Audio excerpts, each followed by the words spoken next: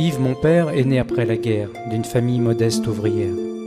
En 1950, à Poitiers, en Poitou-Charentes. Eva et Hubert, des parents résistants, maquisards à Saint-Sauvant. Dès son plus jeune âge, question tous azimuts, un moteur à 10 000 tours minute. Pourquoi ce monsieur est-il comme ça, mort sur la croix?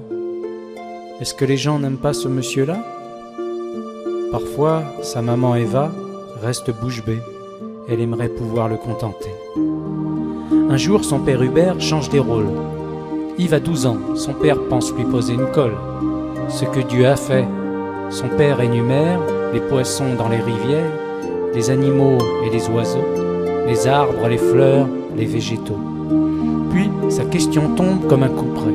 Mais Dieu, lui, comment s'est-il créé?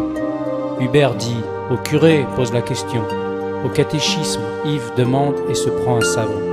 Et après, Yves donne la réponse à Hubert. Dieu est une préexistence de lumière énergétique, créatrice. Yves grandit avec du bon sens, rationnel dans ce qu'il pense. Tous les mensonges vicieux, subtils, Yves ne prend pas pour parole d'évangile. Il a un raisonnement tangible à ce qui est dit dans la Bible. Il veut voir, entendre, il lui faut des preuves. Il n'avale pas les couleuvres.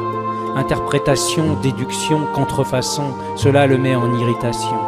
Face à la vérité, les doutes et mensonges lui déplaisent, le bien, le mal, l'interdiction d'être entre deux chaises. Il s'interroge sur la rotation infernale, naissance et décès qu'il constate dans le journal. Cela, ce n'est pas de la religion.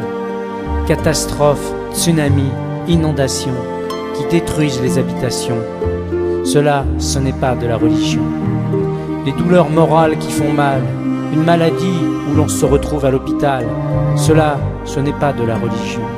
Il faut aller au boulot, payer ses impôts, et à la retraite pour finir au caveau. Cela, ce n'est pas de la religion. Yves a vécu à l'école de la rue, des injustices lui sont tombées dessus. Des voyous, il a connu. Restaurants, salles de jeu, il a eu. Puis, concepteur d'un projet immobilier au Maroc, avec les autorités de l'époque, le projet, il s'en détache conscient, après avoir vu l'apparition de sa maman. Yves écrit au roi Hassan II sur sa motivation. Les démarches sur ce projet m'apprennent à connaître Dieu dans l'arrivée du Christ sur les nations. La conscience de Yves revit la résurrection. Puis, en France, 3 événements surviennent. À Château-Renaud, en Touraine, en 1989, son éclosion lumière comme un poussin qui sort de l'œuf. Il vit l'intervention du bras de Dieu. La planète Terre sera scindée en 2. Catastrophe planétaire mondiale, avant un jugement dernier final. Un second événement ensuite. L'autre monde de lumière, il visite. Son esprit sort de l'univers terrestre par le fil d'or de la lumière céleste.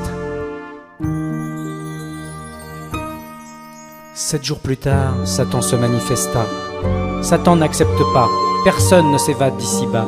Satan vient pour une expédition punitive. Fausse lumière, force magnétique négative. Mais le cœur de Yves renferme ce que le Christ a dit en ces termes. Le Paraclet, c'est de mon bien qu'il recevra. Il parle de son bien, il parle de sa croix. La croix a retourné comme une épée. Dans la Genèse, le glaive est mentionné. Des rayons lumière à son extrémité et la fausse lumière de Satan est pulvérisée. Telle est l'incarnation de Yves, le Paraclet, apparu dans sa lumière, ressuscité à Poitiers.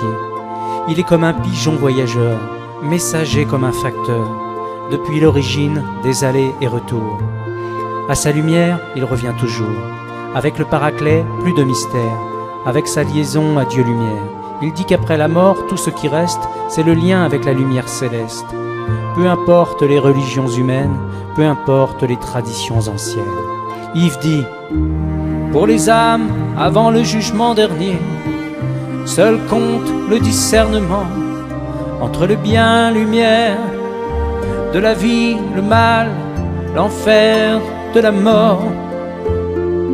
Pour les âmes, avant le jugement dernier, seul compte le discernement entre le bien, lumière,